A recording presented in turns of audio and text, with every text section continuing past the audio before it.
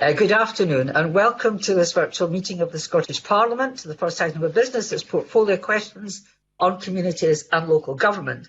I remind members that questions 3 and 5 are grouped together, and if any member wishes to ask a supplementary to any question, please enter R in the chat function when that question is being asked.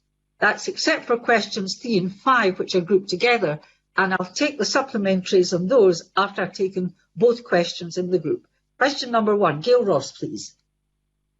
Thank you, Presiding Officer. To ask the Scottish Government what support it is providing to local authorities to assist them with the response to COVID-19. Cabinet Secretary Eileen Campbell, please. Thank you. To date, the Scottish Government has committed £330 million of additional support for local authorities. Discussions with COSLA on further financial support and flexibility are currently ongoing. To help with the local authorities' cash flow difficulties, we agreed with COSLA to front-load our weekly grant payments by £455 million during May, June and July. We've also replaced £972 million of non-domestic rates income for the cost of COVID-19 rates reliefs with additional grant revenue grant of the same amount, effectively protecting local government funding from the potential loss of non-domestic rates income. Alongside these measures, the Scottish Government are providing an additional £35 million over the next 2 years on top of the £100 million funding previously announced to help support the return to school, and a total of up to £100 million to support the challenges in the social care sector, which will be provided through integration authorities. Gail Ross, please. I thank the Cabinet Secretary for that answer. The extra support is indeed very welcome. But Highland Council currently owe the Public Works Loan Board nearly £715 million. Does the Cabinet Secretary agree with me that the UK Treasury needs to seriously consider writing off local authority debt, or at least consider a payment break, given the significant pressures they find themselves under at this present moment? Cabinet Secretary. Thank you. I would agree that if local authority debt could be written off without impacting on the Scottish budget, that would be of enormous benefit in the current circumstances. However, any approach to the HM Treasury to write off local authority debt in Scotland is likely to be met with a requirement that the Scottish Government provides an offsetting reduction to its budget, and from that perspective, that's simply not affordable. But I would recognise that if there could be something that could be done if the HM Treasury were agreeable, that would be enormously beneficial. Question 2, Rhona Mackay, please. Thank you, Presiding Officer. To ask the Scottish Government what further support local authorities can provide to communities and community organisations to continue to protect the most vulnerable and older people during the COVID-19 pandemic. Cabinet Secretary. Thank you. We've already provided a considerable amount of support to local authorities, including £57.6 million to provide coordinated support with food and essentials for people at risk, and have doubled the Scottish Welfare Fund. Our programme for government commits to more investment in people and communities, including £275 million over 5 years to support community-led regeneration in town centre revitalisation, and a £10 million tenant hardship loan fund. We've also announced a further increase in discretionary housing payments, support of £3 million, bringing total investment to £80.1 million in 2020-21. We've also announced plans to refocus part of the Communities Fund into a £25 million Communities and Third Sector recovery programme, providing direct support to the third sector to continue to assist people and communities. Rhona Mackay, please. Thank the Cabinet Secretary for that answer. In my constituency of Strathkelvin and Bearsden, community organisations have been a lifeline for many vulnerable people. Eastern Bartonshire Voluntary Association provided expert coordination and support for local groups. Can the Cabinet Secretary advise whether guidance will be given to local authorities as to how to prioritise the needs of these vulnerable people now and after the scourge of COVID-19 is no longer with us? Cabinet Secretary. Thank you, and thank you to Rhona Mackay for bringing to our attention the phenomenal work that's clearly happening in her constituency through the local groups. Across Scotland, that's replicated, and people have provided enormously inspiring work to keep people looked after and safe and well. Local authorities have a really deep understanding of their communities, and community needs will be different across all areas of Scotland, and local authorities will prioritise and support their communities based on that local need, and will use a range of tools and data to support their analysis of it. But Rhona Mackay is absolutely right to point out the need to learn from what has happened and to use that to look forward and prepare for future, especially with concurrent risks on the horizon of winter and Brexit. And I know that from COSLA that work is being looked at, and it's why COSLA are active participants in our Social Renewal Advisory Board, which seeks to work out how we don't just simply recover from this situation, but seek to build to renew and refresh what we do. And of course that will include making sure that we enable our communities to continue to flourish in the way that they have. Supplementary, Annie Wells, please. Thank you, Presiding Officer. Today, more than 100 charities in Glasgow got a temporary reprieve from huge proposed cuts to their funding through the Glasgow Communities Fund, but it's not yet clear what the Council will do to fill the financial gap. I had organisations from across the circle contacting me scared that they'd have to close. Does the Cabinet Secretary agree these charities should never have been under that threat in the first place? And under the current circumstances, disproportionate underfunding of local authorities has to stop? Cabinet Secretary. Thank you, Presiding Officer. I had trouble hearing some of what Annie Wells said, with her line was pretty poor, but I think I get the gist of what she was asking. Yes. The Scottish Government continues to treat local government fairly. In my response to Gail Ross, I outlined a significant range of levers that we have used to help support local authorities through this really difficult time. I understand entirely why there are so many concerns following some of the discussions that are ongoing in Glasgow, and I understand the paper has gone to Glasgow to the City Council to finalise and confirm their decisions today. There has also been no movement in the case of Jen Lady making the announcement of a transition fund to help some and support some of those local authorities, some of those local groups from the local authority pot, and of course continuing dialogue is also really important to make sure that we can help support community groups as best they can. I would, however, point out to Annie Wells that a lot of these organisations are helping people who are deeply vulnerable and impacted by some of the welfare cuts that her party have brought about, and that she should also be seeking to make sure that the UK government continues to do what they can to alleviate the poverty from some people across the country, including things like lifting the benefit cap. That would go some way to help support people as well. But we need to pull together, and we need to make sure that we can support our communities. And I'm very confident the continued dialogue that we see happening in Glasgow will enable community groups to feel supported. But we have to make sure that we do so collectively to ensure that we recognise the valuable work that the third sector does across the country. Question 3, Sarah Boyack, please. Government what steps it is taking to empower local authorities to make decisions that will strengthen their communities as they move on following the COVID-19 pandemic. Cabinet Secretary. Thank you. Our communities have responded to COVID-19 in partnership with local authorities, third and voluntary sectors and others, and we want to build on that as we move forward into recovery and renewal. As part of the joint local government review with COSLA, we will work with councils, wider public service partners and our communities to develop place-based proposals for alternative governance arrangements which reflect the principle of subsidiarity and our commitment to local democracy. Sarah Boyack, please. Thank the Cabinet Secretary for that answer. Cabinet Secretary, restrictions are increasingly being imposed based on local authority areas. But the rate of COVID-19 cases broken down by local authority is not publicly available. So will the Scottish Government commit to publishing this information as soon as possible so that councils can respond to rising cases quickly, ministerial decisions can be understood and scrutinised, and that funding can be allocated to support our local communities who are going back into lockdown? Cabinet Secretary. I'll certainly endeavour to make sure that if there's any improvements that can be made around the information that's available. I think the Scottish Government have been pretty open about what they have been seeking to do, and the decisions and the balancing act that we're having to take in order to come and reach decisions in order to protect people from the continued spread of the virus.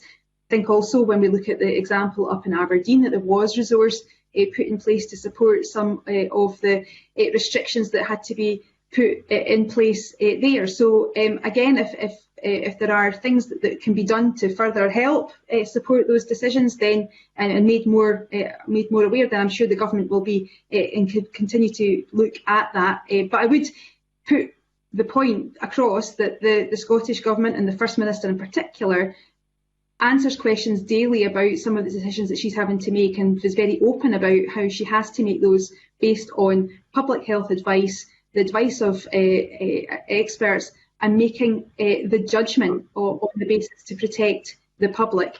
And if there is more we can do, I'm sure that will be something that we can look at. But again, I would point to the example of Aberdeen, where resource did go to help support that city during that difficult time.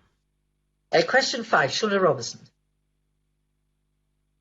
Thank you. To ask the Scottish Government what additional support it's providing to strengthen communities in the light of the challenges that many face as a result of the COVID-19 pandemic. Cabinet Secretary, please.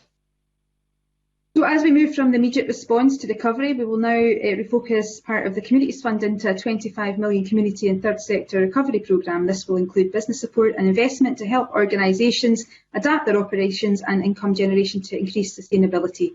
This funding will support our third sector to continue to support people and communities in responding to the ongoing impact of the pandemic. Can I thank the Cabinet Secretary for her answer, and can I ask the Cabinet Secretary if she could set out in general, and specifically with regard to Dundee, how the initial £350 million community fund has supported and targeted those communities and individuals most in need who don't always have the expertise and resources to make applications for funding? Cabinet Secretary. Thank you. So that initial £350 million funding package has been distributed in a number of different ways, with flexibility added to ensure that the support reached communities in exactly the way that Shona Robinson describes, particularly those that maybe don't always have the capacity or the expertise in accessing that. So the Supporting Communities Fund was delivered using a targeted approach through community anchor organisations, enabling that funding to be distributed locally to active groups supporting COVID work. Across Dundee, 7 CAOs have been awarded a total of £269,000. In addition, organisations and projects in Dundee have received awards through the Wellbeing Fund of £605,000 for 110 projects, the Third Sector Resilience Fund of £686,000 to 46 organisations, and through the Food Fund of £2.167 million has been delivered through the local authority. We published, and we'll look to refresh again, the geographical spread of these awards to enable people to really be open and upfront and honest about where the money is going and how that's been distributed. So again, that's on the Scottish Government website for other MSPs who wish to see how their communities have been supported. Supplementary, James Dornan, please. Thank you very much, Presiding Officer. I suppose further to that, does the Cabinet Secretary agree that steps taken with local governments during the pandemic so far, including relaxation of some ring-fenced budgets, front-loading normal weekly grants and working closely with COSLA, has given authorities additional flexibility during the pandemic and as we begin to move forward? Cabinet Secretary. Yeah, absolutely. We took decisive action to allocate an additional £350 million funding and to relax some of the previously ring-fenced funding to enable that flexibility that is so important at this time, to enable the local authorities to respond effectively to the pandemic. And we also agreed with COSLA to bring forward £455 million of grant payments to help alleviate those cash flow problems. So again, it's not static, and discussions are ongoing with COSLA to examine what further financial support and flexibility could be delivered, and those discussions are ongoing, but it has been essential that we have that flexibility and that we put that in place to help local authorities. Question 4, Claire Baker, please. Thank you. To ask the Scottish Government when its response has been to reports that many community facilities run by charitable trusts are on the verge of collapse due to reduced income caused by lockdown conditions. Cabinet Secretary. Thank you. So we're aware of the difficulties that the third sector are facing, and the Scottish Government has taken action to support the third sector during the COVID-19 pandemic. That includes the 350 Communities Fund, of which £100 million has been committed to the third sector and has been delivered rapidly ahead of other parts of the UK and to a much greater scale. It also includes the £25 million Third Sector Resilience Fund, the Wellbeing Fund and the Communities Fund, which have played vital roles in supporting the third sector and ensuring that they could support people in communities.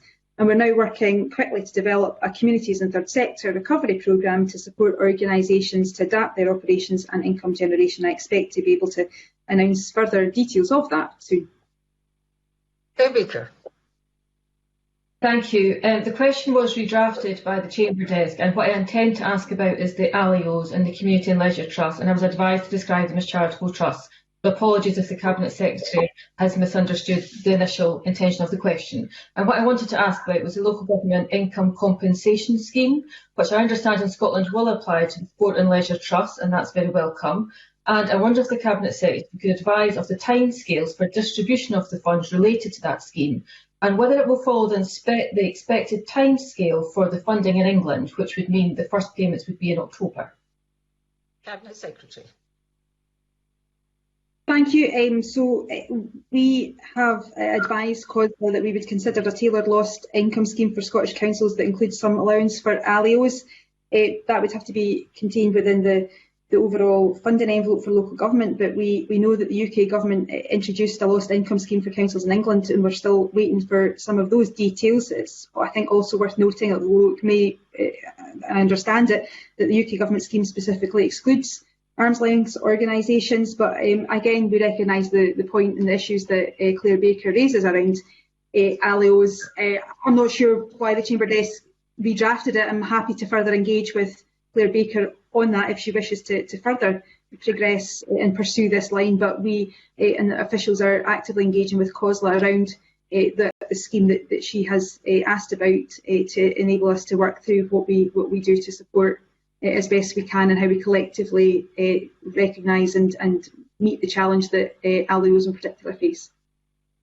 Supplementary. Keith, please. Thank you. The £4 million Museum Recovery and Resilience Fund will be a lifeline for many museums in our communities. I'm thinking in my area of Dollar, Dunblane and Alloa, which have museums. Can the Cabinet Secretary provide an update on how museums can access this funding? Cabinet Secretary. Yeah, thank you. And I understand how much of a necessity this will be for many communities, and particularly the communities that Keith Brown has described in his constituency. So the Museums Recovery and Resilience Fund is being administered by Museums and Galleries Scotland, and museums who are seeking support from that fund, they should visit the Museums and Galleries Scotland website for details on how to apply that. We'll have some fuller information about what organisations need to do, how they need to do it, and what they need to do to engage and access those fundings. And if Keith Brown requires us to forward the link, happy to do so, but he should direct his constituents to the Museums Galleries Scotland link to get further advice. Question 6, Colin Smith, please. Thank you, Presiding Officer. To ask the Scottish Government what assessment is made of the impact of the cost of the COVID-19 response and recovery measures for local government on the delivery of other council services. Minister Kevin Stewart, please. Thank you, Presiding Officer. The Scottish Government recognise the significant financial impact and the challenging operating environment facing all of us, and will continue to consider every option to ensure that local authorities have the financial support and flexibility to support communities across Scotland with the services that they expect and deserve at this time. The Government took decisive action to allocate an additional £330 million of funding and in recognition of local authorities' and lost income. The Government has also brought forward £455 million of grant payments to help alleviate local authorities' potential cash flow problems. Discussions with COSLA on further financial support and flexibility are currently ongoing, and working in partnership with COSLA, the Scottish Government will continue to press the UK Government for additional financial support and fiscal flexibilities for both the Scottish Government and local authorities, and would welcome any support that the Parliament can provide in this respect. Can I thank the Minister for that answer? We know that councils are facing a shortfall between what they've had to spend on their efforts to support communities in the fight against COVID-19 and what extra resources they've received from government. A report to Dumfries and Galloway Council alone last month showed that even excluding the cost of the return to schools, that local shortfall was 2.5 million and rising. Does the Minister accept that unless we do see additional resources allocated to councils, there will be cuts in existing services over and above the cuts that we already know will be required to balance the books? Minister, please. Presiding Officer, I won't go over all of the things that the Cabinet Secretary went on about in previous answers around about additional monies. But what I would say to Mr Smith is that in terms of Dumfries and Galloway, thus far that council has been allocated an additional £7.6 million to deal with the challenges of COVID-19. And beyond that, Dumfries and Galloway will receive a fair share of a further £75 million, which is currently undistributed, but will be agreement on the distribution methodology with COSLA. And as the Cabinet Secretary pointed out, we're continuing to look at all of the other flexibilities that come into play, and I'm more than happy to continue dialogue with Mr Smith as we move forward. Question 7, Mark Ruskell, please. Thank you, Presiding Officer. To ask the Scottish Government what it considers an acceptable length of time for negotiations on planning conditions to conclude. Minister. Presiding Officer, there are statutory timescales for determining planning applications. If these are not met, an applicant can appeal or seek local review on the grounds of non-determination. Mark Ruskell, please. Thank you. 3 years on from the Minister's notice of intent to approve the controversial Park of Keir development, and over a dozen extensions to planning negotiations later, there's still no agreement on this proposal. So would the Minister agree that any 3-year planning negotiation that was initially only meant to last 3 months risks becoming meaningless because the context is likely to have changed dramatically since the original decision? Minister. Presiding Officer, we are aware that planning obligations can be a source of delay and sometimes significant delay in the planning process, and the Government would encourage negotiations to be conducted as timeously as possible. Negotiations between Stirling Council and the developer over the planning obligations in this case are ongoing. Under the current circumstances, a further extension has been allowed until September 2020 for the obligations to be concluded between the parties. Question 8, Liz Smith. Is being taken to prevent an increase in homelessness in the COVID-19 pandemic as it continues? Minister, did you catch all of that? Because we didn't have, it should be a written question. I have that written, Presiding Officer, so I can answer that. The Government wants to ensure that everyone has a warm, safe home that meets their needs, and our focus has not changed during this pandemic, but our ambition has increased. We don't want to see anyone return to unsuitable accommodation or rough sleeping as we emerge from the crisis. And that's why I reconvened the Homelessness and Rough Sleeping Action Group, who have produced recommendations, including wide-ranging proposals to prevent homelessness, which we are using to update our Ending Homelessness Together action plan and which will guide our recovery. Amongst their recommendations was that we prevent a wave of new eviction cases, and subject to parliamentary approval, we will do so by extending the emergency measures to prevent evictions originally in place until September for a further 6 months to the end of March 2021, except for those relating to antisocial behaviour or criminality. And by ensuring the emergency legislation remains in place, we're providing extra time and protection to tenants who are struggling enabling them to secure the financial support that is available to them so that we can keep paying their rent and remain in their homes over this unprecedented period. Liz Smith, please. I'm very grateful to the Minister for the detail in that answer. I want to ask specifically, however, about the concern that there is that as more jobs become risky as the pandemic continues, what support can the government hope to give to the third sector, which is obviously so important in helping people who have struggled with homelessness? Minister, please. Presiding Officer, will continue to work with all partners over the forthcoming period. For third sector partners have been absolutely vital in helping us deal with situations over the course of the emergency period. And it was £1.5 million worth of funding to third sector partners that allowed us to get rough sleepers off the streets and into hotel accommodation. Organisations like the Simon Community, Streetworks and others for the work that they have done in that regard. Beyond that, we have also given additional funding to the likes of Citizens Advice Scotland to ensure that people are getting the right advice as we move forward.